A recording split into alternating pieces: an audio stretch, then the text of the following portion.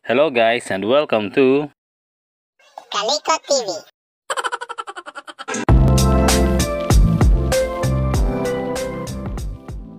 Ang ating pag-uusapan ngayon ay tungkol sa capacitor.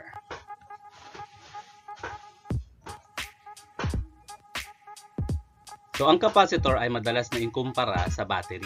So, alamin natin kung bakit. Capacitor is a component which has the ability or capacity to store energy in the form of an electrical charge, producing a potential difference or static voltage across its plates, much like a small rechargeable battery. So, ganun din ang kakayahan ng battery. Pero ano ba ang kaibahan ng capacitor sa battery?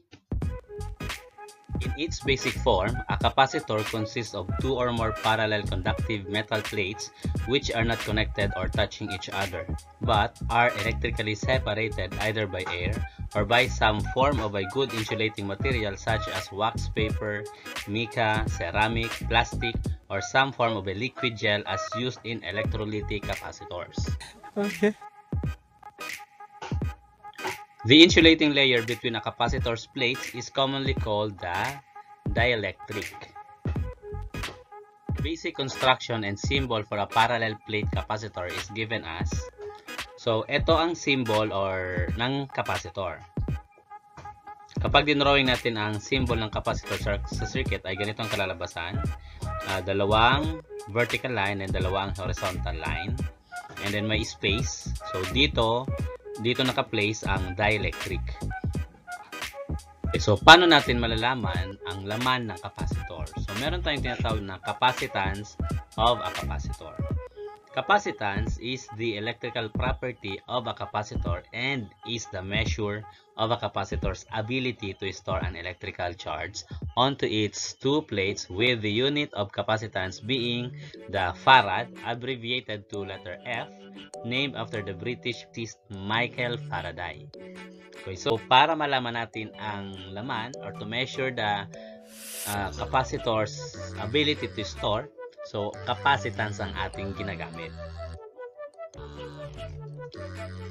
So capacitance is defined as being that a capacitor has the capacitance of 1 farad when a charge of 1 coulomb is stored in the plates by a voltage of 1 volt.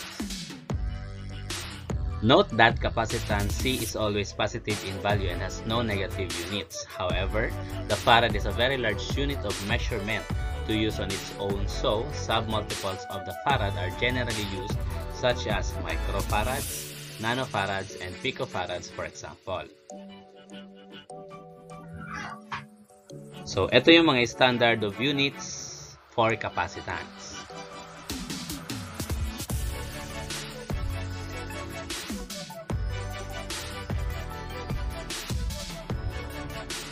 And simple table to help us convert between picofarad, nanofarad, to microfarad, and to farads.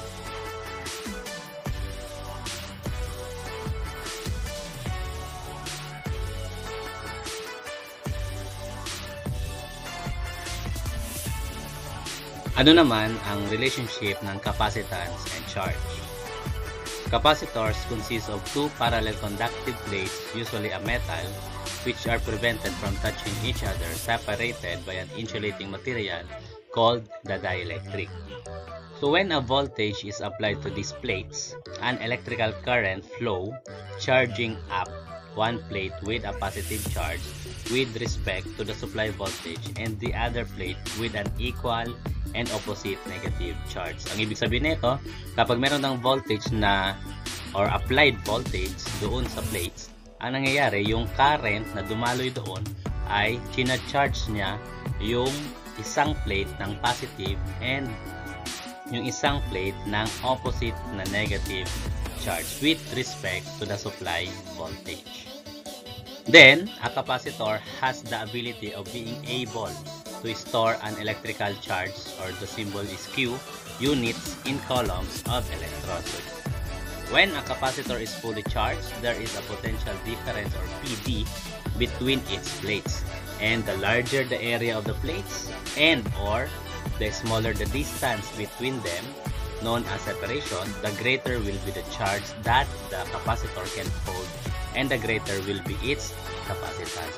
Or in other words, larger plates, smaller distance, more capacitance. So sabi dito, kapag na full charge na daw yung capacitor, ang basis naman, kung mas malaki daw yung plate and mas maiksi or mas maliit yung distansya ng bawat plate sa isa't isa, mas malaki daw ang kaya niyang hawakan na voltage or kaya niyang i-store na electrical charge. Okay. Then, the capacitor's ability to store this electrical charge or Q between its plates is proportional to the applied voltage V for a capacitor of known capacitance in farads. Note that capacitance is always positive and never negative. So charge on capacitor is interpreted by this formula. Q is equal to C multiplied by the voltage. So where Q is charged in coulomb, C in capacitance in farads, multiplied by the voltage in voltage, and ang unit of measurement is volts. Dielectrics in capacitors. Fixed capacitors are more common types of capacitors. It is difficult to find an electronic circuit without a capacitor. Most of the capacitors are named after the dielectric used in the construction. Some of the common dielectrics used in the construction of capacitors are: according to structure, capacitors are classified as fixed capacitors, variable capacitors, and trimmer capacitors. So the capacitors are classified into two types, as according to polarization, capacitors are classified as polarized and unpolarized or non-polarized. Ang galing mo talaga, bright ka! A polarized capacitor is an important component of the electronic circuit and often termed as an electrolytic capacitor. These capacitors are used to achieve high capacitive density. Unpolarized or non-polarized capacitors are preferred over polarized capacitors because it doesn't get destroyed by reverse voltage and can be used in pure AC circuits. They also find applications in DC circuits as they don't have positive and negative ends. The frequency of the unpolarized capacitor is high and the leakage current is low.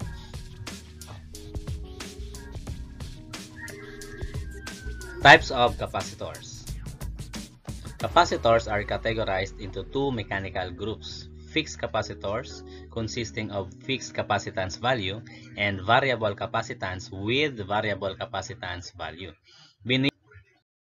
What we do here is go back. Ceramic capacitors,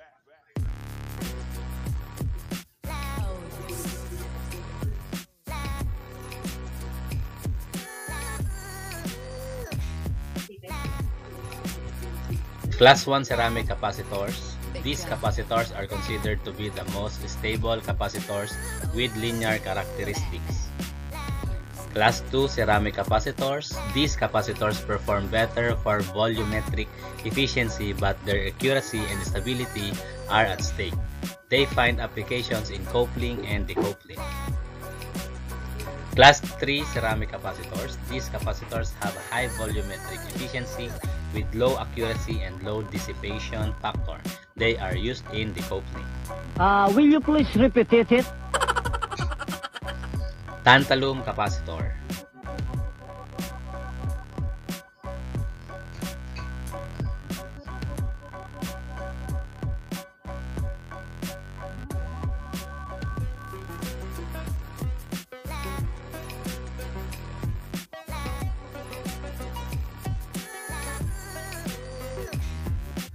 Film capacitors.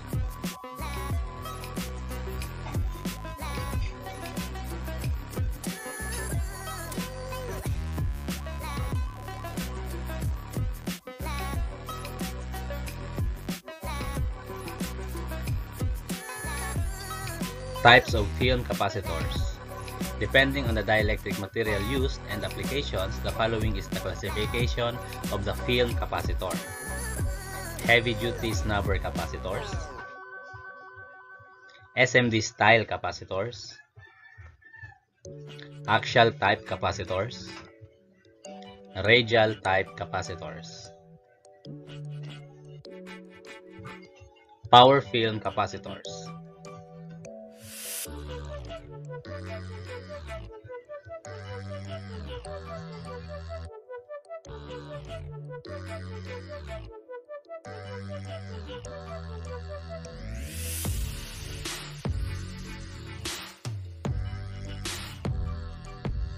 Electrolytic capacitors.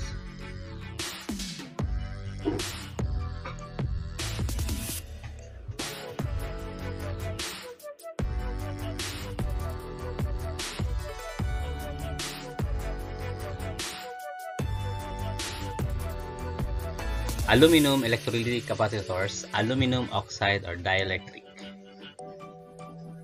Tantalum electrolytic capacitors or tantalum pentoxide.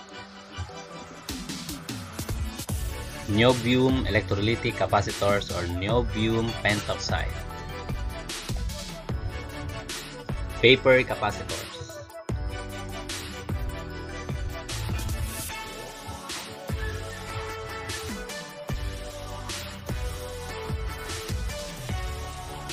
Polypropylene capacitor.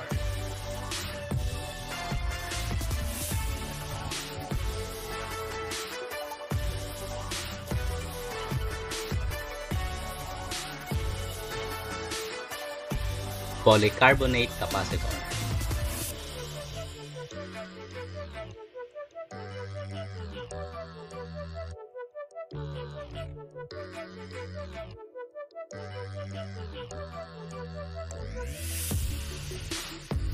Silver mica capacitor.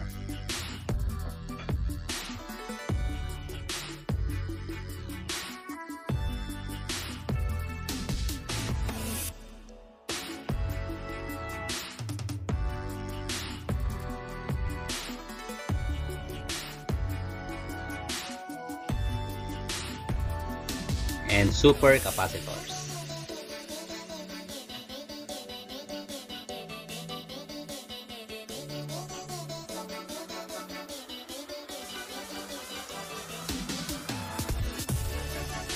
Okay, ang pag-usapan natin ngayon ay reading of capacitor. So, the capacitor comes from different types. Each has its individual representation in the circuit or its symbol. Non-polarized capacitor has a different symbol compared to a polarized capacitor as shown. Kung mapapansin nyo, may symbol dito na mayroong plus sign, may symbol naman dito na walang plus sign. So, ang ibig sabihin nun, this plus sign determines that this capacitor is polarized or meron siyang polarity. Meron siyang positive and negative. Dito naman sa kabila, non-polarized siya because wala siyang polarity or wala siyang positive and negative. Ang kaibahan lang nito, pwede nyo siyang gamitin itong non-polarized kahit magkabalik-baliktad siya or mag-reverse siya sa connection, walang problema. Unlike sa polarized, kapag nagkabaliktad siya ng connection sa supply, there is a tendency na pwede siyang sumabog or mag-leak.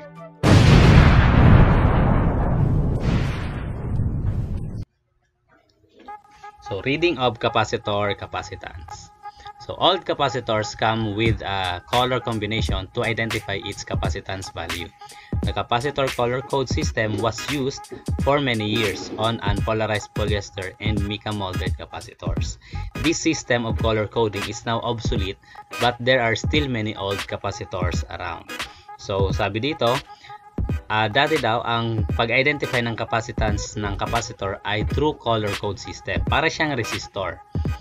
But this color code system is now obsolete. Pinalitan na siya. Pero kung may ma-encounter kayo na old capacitors, pwede nyo itong maging reference.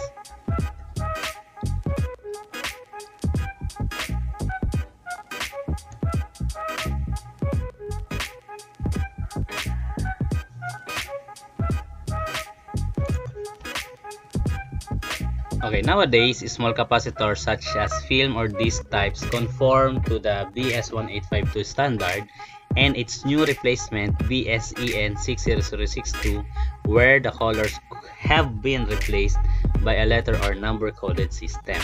So, ang replacement na color code before ay ang number-coded system na today. Generally, the code consists of 2 or 3 numbers and an optional tolerance letter code to identify the tolerance. Where a 2-number code is used, the value of the capacitor only is given in picofarads. For example, 47 meaning this is 47 picofarad, and 100 meaning 100 picofarad, etc. So a 3-letter code consists of the 2 value digits and a multiplier, much like the resistor color codes in the resistors section. So for example, meron tayo ditong digit na 471. So ang treatment niya is 4 is for digit, 7 is for digit din, 47. Then ang number 1 dito is your multiplier. So meaning ng 1 is isang 0. So 10 siya. So 47 times 10 is equal to 470 picofarad. So mostly these 3 digits is accompanied or are accompanied by an additional tolerance letter code as given below.